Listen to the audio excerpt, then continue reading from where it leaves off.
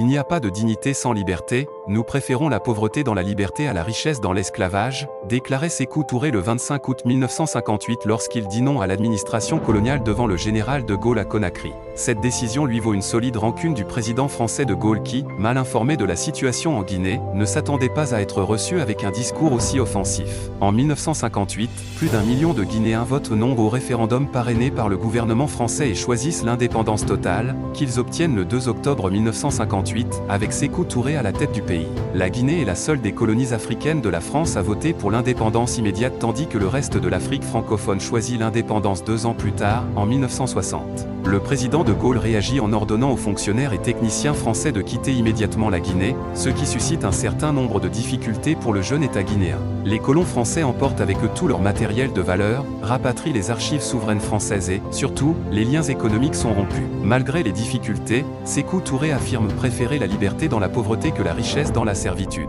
Plusieurs personnes qui ont côtoyé l'ancien président Sékou Touré saluent son courage, sa politique et son panafricanisme.